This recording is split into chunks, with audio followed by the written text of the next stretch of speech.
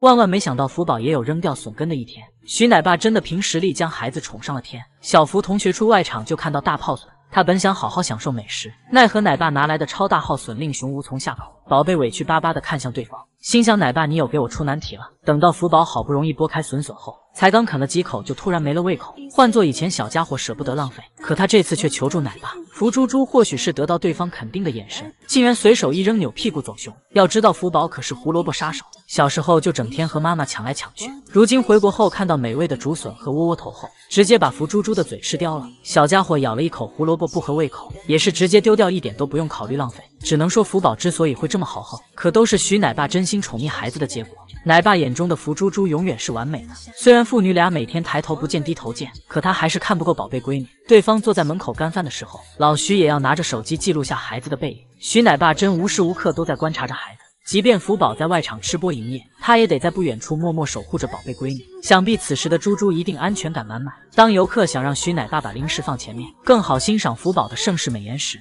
奶爸也会因为天气热为由而拒绝，生怕福宝在前台营业会热得中暑。这一刻真的感觉到徐奶爸的善良和用心。都知道福宝在韩国就很喜欢按摩，奶爸也了解到孩子的爱好，只要一有空他就主动给宝贝闺女按摩。奶爸看向福宝的表情也永远是笑盈盈的。小家伙跑回内舍，他笑开了花。采访时的时候提到闺女也忍不住笑了，这份喜欢可是老徐打心底里流露的真感情。正因为奶爸对熊猫的浓浓爱意，也让福猪猪变得更加亲人，性格开朗。小家伙总喜欢跟在奶爸屁股后面，对方在门口给自己加餐时，福宝还要守在小门口乖乖看向徐奶爸，这小眼神里可是满满的喜欢。就连奶爸在外场收拾卫生摆丰容时，这小妞也要陪着对方干活。没想到父女俩正式认识还没1个月，福猪猪就已经这么依赖对方了。身为乖宝宝的他还对奶爸有求必应。这天福宝正趴在窗口呼呼大睡，突然听到奶爸喊自己的名字，小家伙睡得迷迷糊糊也要起身回家。徐福记感情好可是毋庸置疑的，果然福宝从小到大都是受尽万千宠爱的小熊。万万没想到小奇迹竟如此依赖王奶爸，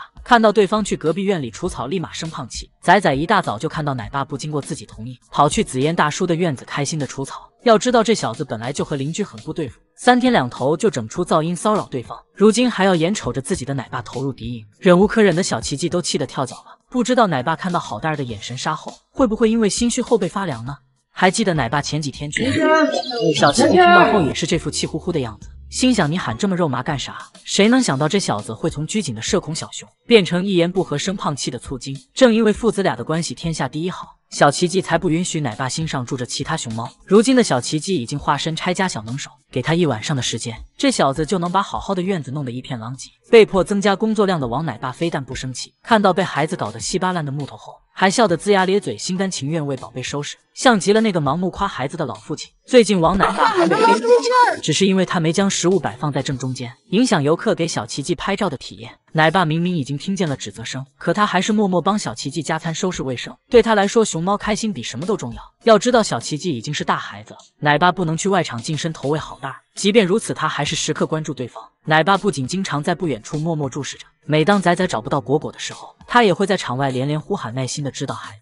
小奇迹这边。当小奇迹在内舍休息等待加餐时，奶爸生怕孩子无聊没事干，所以他摔个竹子也要在门口陪着孩子。有奶爸的守护后，宝贝都开心的打滚，他甚至还能摇晃着脑袋逗孩子，或者直接投喂一大根竹子。这相处方式和父子俩有什么区别？宝贝前段时间总是被麻雀骚扰，这群不速之客经常飞小奇迹身上捣蛋，直接把这小子气得找饲养员告状。王奶爸不仅会耐心的安抚孩子，还帮好蛋儿赶走这群不懂事的麻雀。王奶爸是真心将小奇迹当成自家孩子，不然他听到游客喊王奇迹时，一向严肃不爱说话的他也不会笑开了花。遇到王奶爸后，小奇迹是肉眼可见的开朗，只希望父子俩能一直互相陪伴。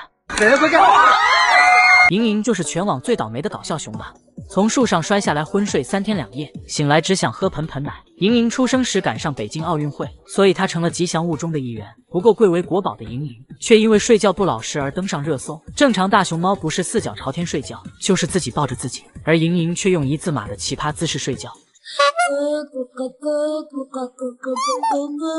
伸完左腿伸右腿，不知道的还以为熊猫也会练瑜伽呢。睡个觉估计皮大衣都得小2号。不过莹莹最丢熊脸的黑历史还得是他2岁时从4米高的树上摔下来，刚好是脑袋着地，直接当场昏迷，吓得饲养员都发出尖锐报鸣声。莹莹被拉去医院后，采用各种方法救治，可小家伙还是迟迟没有反应，工作人员只好判定他为脑子摔坏了。本以为莹莹已经回天乏术了，哪曾想宝贝还练过铁头功，昏迷54小时后竟然奇迹般的睁开双眼。饲养员们还没反应过来的时候，就看到莹莹跌跌撞撞的冲向蜂蜜盆盆奶。看来这小家伙的脑子还没有摔傻，莹莹还因此多了个铁头莹的外号。不过这件事并没有给这小子留下阴影，他痊愈后还成为基地的树霸，仍是凭借一雄之力霸占园区的所有大树。只能说莹莹主打的就是一个越挫越勇，从哪里跌倒就从哪里爬起来。这小家伙不愧是大名鼎鼎的吉祥物熊猫。别看莹莹面对大树这么霸气十足，可她平日里就是个小鸟胆，一点风吹草动都能把她吓得魂飞魄散。当莹莹抱着竹子大快朵颐的时候，突然被身后的竹筐袭击，吓得这小子秒变功夫熊猫，直接来了800动作，还打了竹筐1巴掌。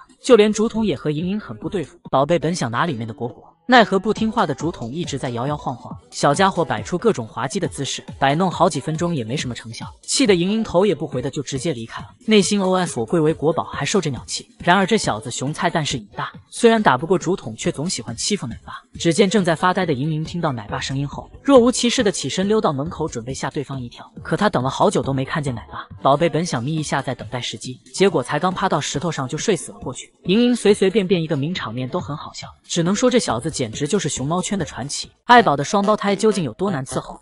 瑞宝山老母巴掌辉宝再次对爷爷翻白眼。这天爷爷一进到熊舍就看到母慈子笑话面，艾女士正抱着瑞宝勤勤恳恳的挺楼，而大妹直接抡圆胳膊给了老母一个大瓜，可见瑞宝绝对继承了福宝大孝女的血脉。虽说艾女士看上去情绪比较稳定，但估计她已经在心里小本本上狠狠记了一笔。老娘再惹一人，有2个老头看着不好动手，你等着过2天出外场的，看我怎么收拾你们2个小兔崽子。坐月子3个月，艾女士精神状态一天比一天憔悴，轮番带的瑞宝和辉宝没有一个是省油的灯。果然谁带娃谁崩溃，这句话一点也不假。恐怕唯一能制服双胞胎的也只有宋宝的碎嘴子了。这天宋3岁来给漂亮大妹瑞宝称体重，在艾女士的辛勤哺育下，宝宝已经4.5了。随后宋宝在镜头下展示瑞宝刚长出来的米粒牙齿，絮絮叨叨的话语令大妹满脸生无可恋。她瞪着一双圆溜溜的大眼苦笑道：谁来救救我？好在宋宝撸了会猫后就去找辉宝妹妹了，用夹子音唤醒二妹后开始给她称体重。或许是吃的比较多，辉宝比姐姐足足重了1.3，一整个就是圆滚滚的小胖妞。而等到吃饱奶的辉宝正呼呼大睡时，宋3岁拍着小屁股把他提溜起来，靠在围栏上。被强制开机的可爱辉宝身体一软又趴了回去，气得不断翻白眼，冷酷的看向宋3岁，迟早嘎了你。随后宋宝自豪展示了二妹发育比较快的牙齿，并化身撸猫狂魔疯狂吸猫，简直惨绝雄团。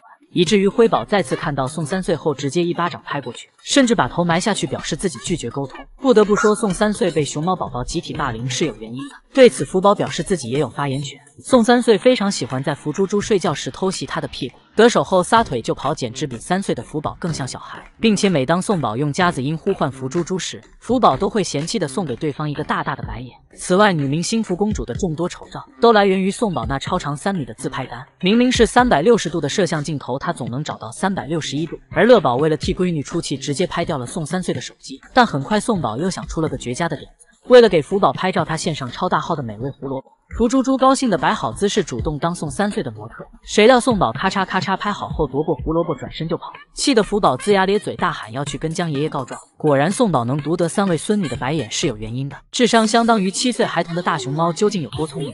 佛平熊猫谷的强生不仅会开门还精通物理，只见他为了省劲先躺下再把门举上去，随后大摇大摆跑回家休息吃笋笋。而等到第2天该上班的时候，强生丝滑的一套连招顺利出来，喝盆盆奶，熊生彻底实现自助式上下班。此外，通过观察饲养员的工作，大熊猫季丽丽已经开始偷偷学习开门，估计是为了以后越狱做准备。而虫洞鱼可小小年纪也同样是只雄精，这天他想找隔壁双双哥哥玩，但被铁门挡住了。小熊精想到奶妈总是拿一把长长的钥匙开门，于是鱼可找了根木棍，一点点啃成记忆中的模样。可无论他如何尝试，都无法用钥匙打开门。鱼可歪头看着锁眼小小的脑袋瓜里藏着大大的疑惑，我记得奶妈就是这样打开门的呀。不死心的鱼可师傅又啃了2把钥匙，决定跟这扇冷酷无情的大铁门死磕到底。有时调皮的大熊猫会趁饲养员不在偷摸干坏事。这天清晨，4公子之一玉磊猫猫碎碎关上了门，随后爬到木架上开始作案，使劲摇晃树枝。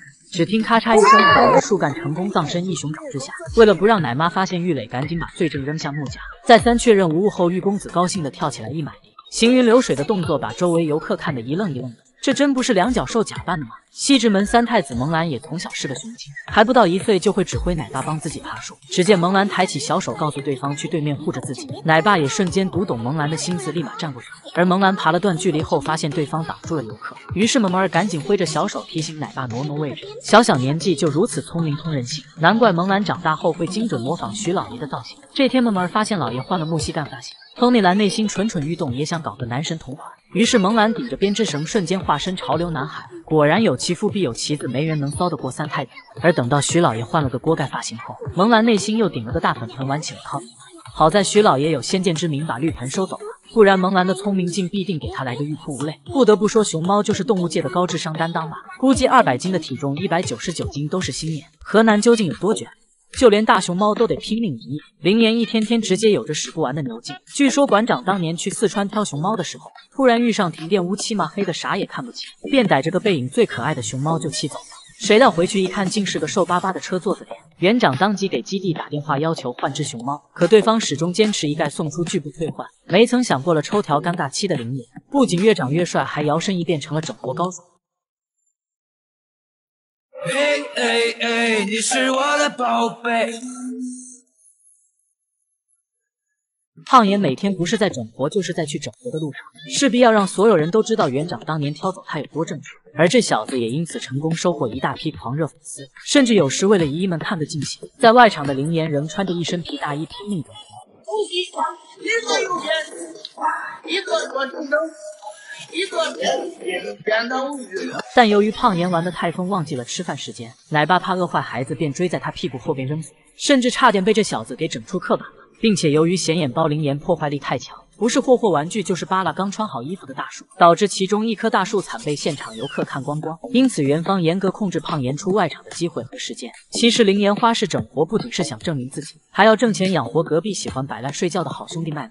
麦公子不仅在内场睡得七荤八素，就连出外场也是刚躺在木椅上就能进入梦乡，甚至有时这小子嫌弃阳光刺眼，直接躲到凉亭下撅着蜜桃臀呼呼大睡，完全不把工作营业当正经事看待。可以说每个辛苦营业的林岩背后都有一个呼呼大睡的麦麦。而林岩不仅帮好兄弟早早进入摆烂的养老生活，更让麦公子年纪轻轻就开上了粉色迈巴赫，一举成为全动物园最靓的那个仔。可胖岩自己的坦克车被奶爸收走后，却只能每天可怜巴巴挤公交上班，活脱脱一枚天选打工熊。车站起步，请扶稳坐好。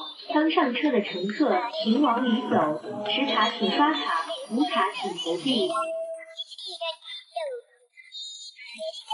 而且最近大胖岩忙得根本顾不上吃饭，每天加班加点整活，只为帮动物园增加营业额。等到了半夜，林岩才有时间对付一口，不仅不开灯，甚至吃的还是麦少剩下的饭。八戒，心肠不坏。八戒，再苦不能苦兄弟，再甜不能甜自己。可见大胖岩绝对是妥妥的兄弟朋友，希望两小只能一直快乐下去。